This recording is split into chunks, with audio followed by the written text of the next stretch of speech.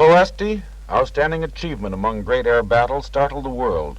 The Romanian target, rich in oil and source of 20% of the life's blood of Hitler's Wehrmacht, was assigned to the 2nd Division before the unit was a year old. For weeks, under the fierce African sun and a wind that scored engines with fine grains of sand, the Liberator crews had worked to perfect the details of this mammoth task. On August 1st, 1943, 5 groups of B-24s were over Ploesti. They go through an inferno. Scudding above the trees, Liberators attack at a height little more than the oil refinery smokestacks. At point-blank range, they meet a deadly fire from small arms to large-caliber anti-aircraft guns. Right through the dense smoke and flames roar the bombers, their delayed-action bombs scoring one after another. The cost is high, but the mission, vitally important to Allied strategy, is accomplished in a paralyzing blow dealt the enemy. Ploesti provided the Germans with more than 1/5 of the oil needed to keep their war machine going full speed. This raid was one of the heaviest individual blows delivered against the contracting ring of steel around Hitler's empire. Every man who took part in that mission qualified as a hero. Awards recognized that, as Ploesti bred 4 men for the nation's highest decoration, the Congressional Medal of Honor. They were Colonel Leon W. Johnson of Moline, Kansas, Lieutenant Colonel Addison E. Baker of Akron, Ohio, Major John L. Jerstad of Racine, Wisconsin, and Second Lieutenant Lloyd H. Hughes of Corpus Christi, Texas. Hughes' courage was typical of all the men who flew that day. Flying in the last formation into the target, Hughes' plane was hit by flak. Gasoline streamed back over the wing and fuselage. Disregarding the long grassy plain beneath him, Hughes chose to continue on over the target rather than make a forced landing. Flying through the leaping columns of flames, the gasoline-soaked bomber dropped its explosives and emerged blazing. The pilot then attempted to land. Too late, the aircraft in inferno plunged to the ground. 3 of the awards of the Congressional Medal were posthumous. The 4th was presented to Colonel Johnson, later commanding general of the 14th Combat Wing, when the Liberators returned to England. Standing in front of his men and aircraft, the colonel was decorated by Lieutenant General Devers, then commanding the European Theater of Operations. While Ploesti was in the making, more and more Liberators were taking the long hop from the United States to bases in England, where they arrived at stations in the flat green countryside of East Anglia. Boomerang, pioneer with these first Liberators over Europe, a veteran of Africa, the Middle East, and Great Britain, was the first B-24 Liberator to complete 53 missions in the European Theater of Operations. After its 53rd flight, the battered bomber, which was almost scrapped after its first mission because of flak damage, went back to the States to tell how the Libs were helping to win the victory of the air. Everyone came to Boomerang's going-away party. There's the 2nd Division's former commanding general, General James P. Hodges, with group and wing commanders. Shaking hands with the pilot, the general and his staff, and the maintenance and combat crews pay homage to this bomber. Boomerang was never a plane to pick easy missions. Flying solo over Ploesti, she came back with corn stalks clinging to the bomb bay doors. Almost ready to go, Boomerang is covered nose to tail with names and messages of goodwill from its old friends and greetings to ground crews at air bases in the States. Now the engines turn over.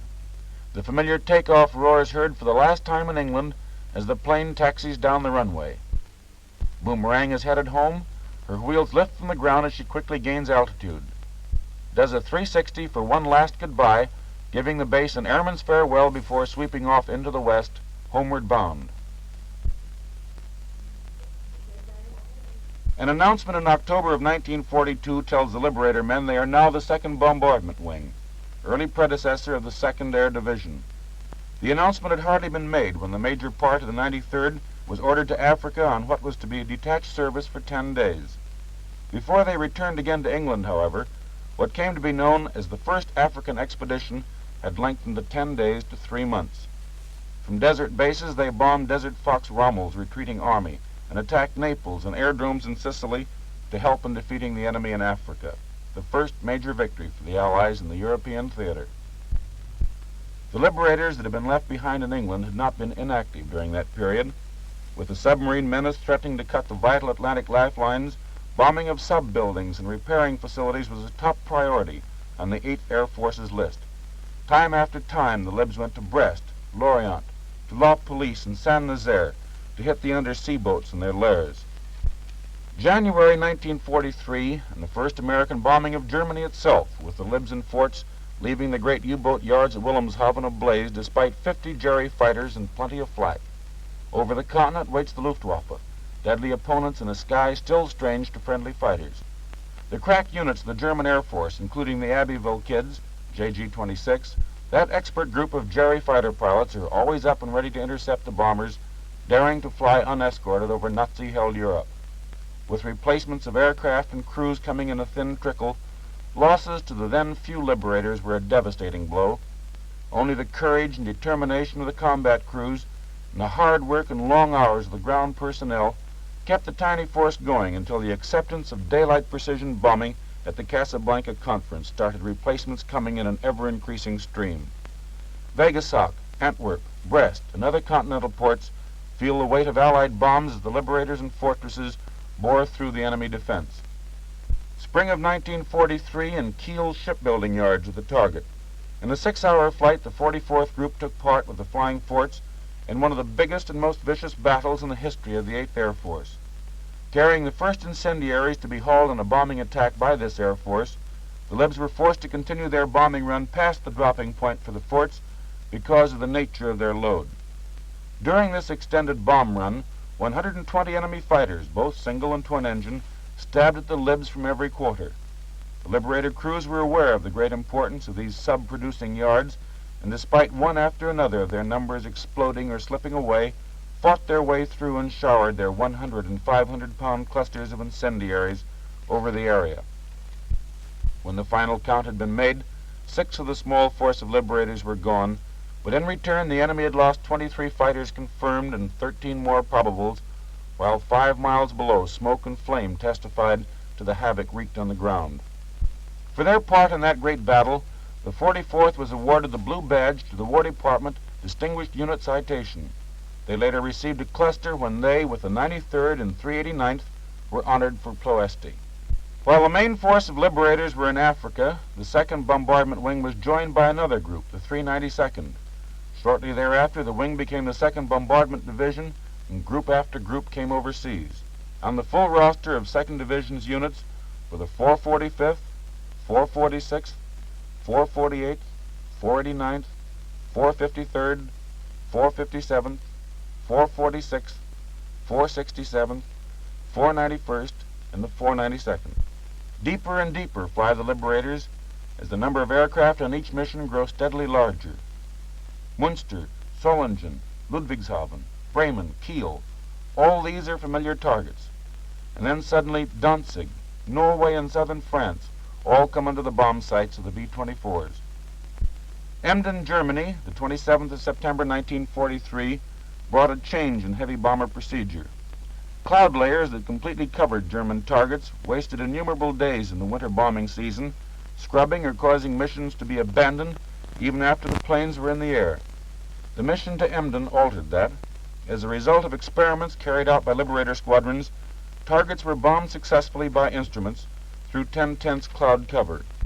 The day before Christmas of '43, a new element entered the target material for the heavy bombers. Oddly shaped construction jobs just across the channel are revealed as the threatened pilotless bomb sites, and air bombardment is called on to destroy as many as possible. The Liberators made more than 50 missions to the Pas-de-Calais, and the heavy bombers were credited with effectively delaying the launching of the first buzz bomb and drastically reducing the number finally hurled against England. The Battle of Gotha was won by the 2nd Division during the week of the 8th Air Force's blitz on Germany's aircraft factories in February of 1944. For more than 2.5 hours, the Liberators of the 2nd Division fought their way through a hell of bullets, shells, and bombs. Desperately, the German fighters, nearly 150 of them, tried to halt the task force.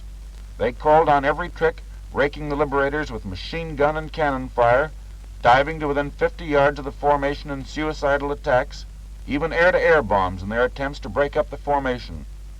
The bombs went down right on the target, flattened nearly every building of the powerful Gotha Wagenfabrik plant, producer of a third of Germany's twin-engine aircraft.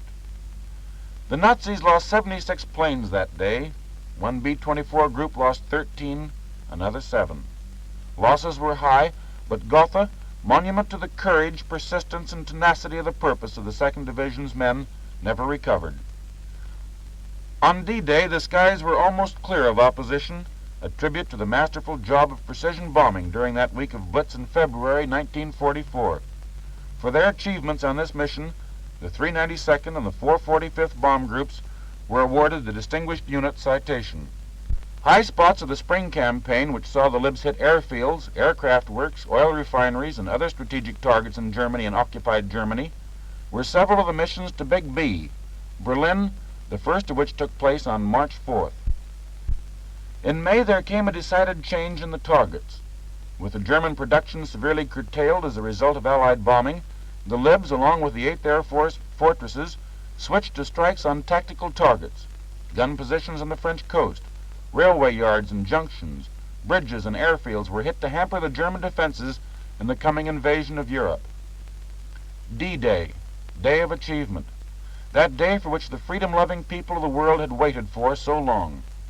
4 times on June 6th, the 2nd Division Liberators take to the air to fly over the bridge of boats put across the channel for the invading forces. The first time they pound beach defenses, a few hundred yards ahead of the invaders, hitting the beaches and assault boats. The rest of the day they devote to blasting communications behind the beachheads, railroads, bridges, and road junctions. The Luftwaffe put up practically no opposition that day, a tribute to the bombing by the 8th Air Force Libs and forts of Germany's aircraft industry and Air Force installations. After D-Day, losses began to decrease. The Luftwaffe showed up less and less often for combat. Gunners of the division downed an occasional jet-propelled enemy fighter, but the enemy reserved his force for sporadic attacks on straggling squadrons or flights separated from the main formation. B-24 still failed to return, but the rapidly clearing area of liberated France provided airfields for emergency landings and safety for crews forced to bail out. Flak gradually disappeared until an airman returning from Brunswick was able to report only 6 bursts out of range from that once bristling city. Vivid memories of Ploesti loom up again with the low-level supply mission to our airborne army in Holland in September 1944. Loaded with ammunition, equipment, and medical supplies for the 1st Allied Airborne Army, the Liberators fly across the Netherlands at midday. Dodging church steeples, they have the unique experience of welcome from the long-oppressed people as they are waved on to their objective. Small arms fire from German forces caused many wounds, but failed to halt the delivery of cargo to the waiting infantrymen at Arnhem and Nijmegen. Now, as the ground forces rolled back the enemy, the Libs were back again in strategic bombing, with the emphasis on shutting off Germany's oil supply, without which the Wehrmacht cannot move. And when the Allies reached the Siegfried Line, the Libs were there, too. Cologne, where many railroad lines converge, was bombed again and again. So were the other rail centers of western Germany, Koblenz, Karlsruhe, and Kassel. The fortress at Metz was hit in a successful move to ease the path for the tanks and infantry advancing on the city.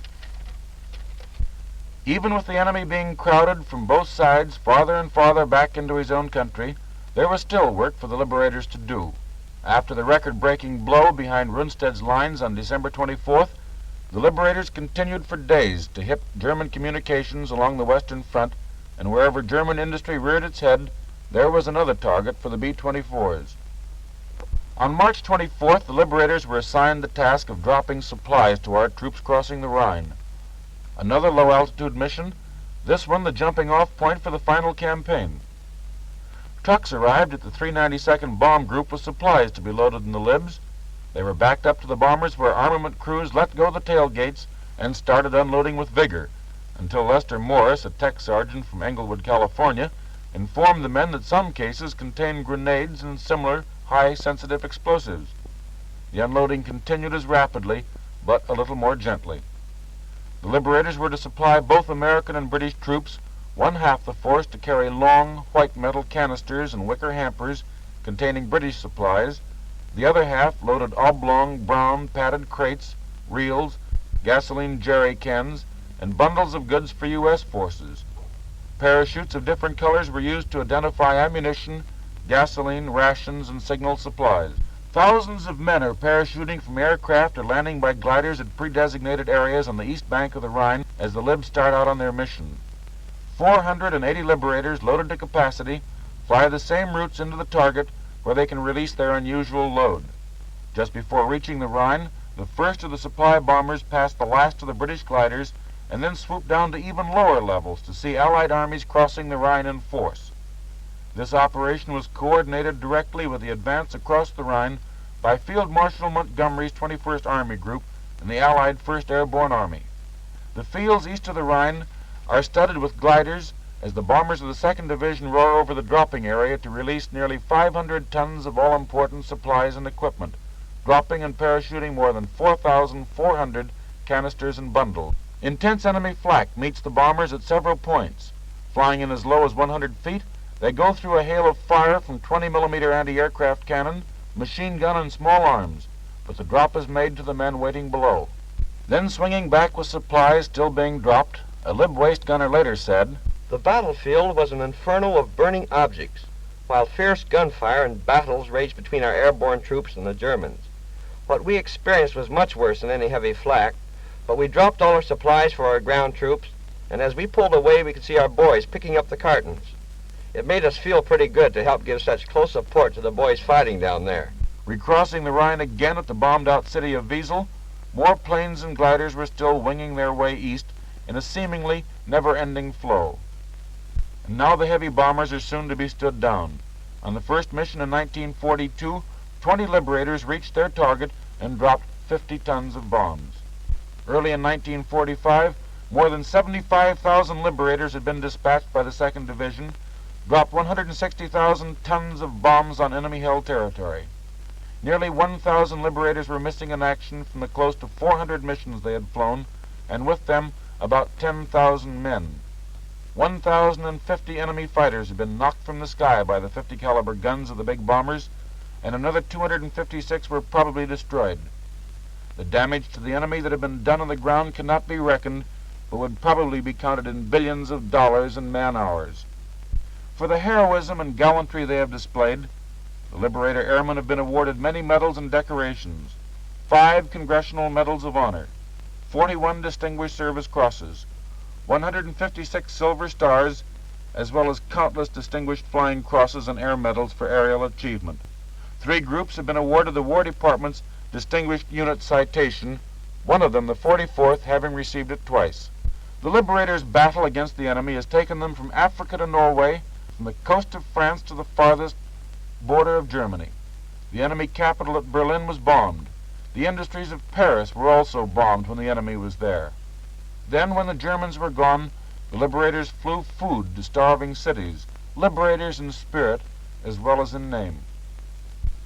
On the 22nd of May, 1945, as many men of the 2nd Air Division were already leaving the ETO to join in the Battle of the Far East, General Kepner, then commanding general of the 8th Air Force in Europe, presented the Lord Mayor of Norwich a memorial fund donated by the members of the 2nd Division in honor of their comrades lost in the air battle of Europe.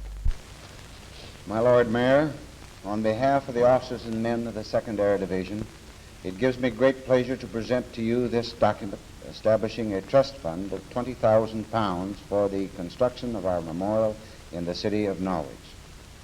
This memorial, in the form of the entrance hall to your new public library and its adjacent reading rooms, will be our tribute to our comrades who made the supreme sacrifice for their country in carrying out the great air offensive against Germany from English bases. This memorial, we feel, will not only be a shrine which the families and loved ones of those gallant men may visit in years to come, but will also express our deep gratitude to the people of the Norfolk Norwich community for their marvelous friendliness and hospitality during our stay in your country.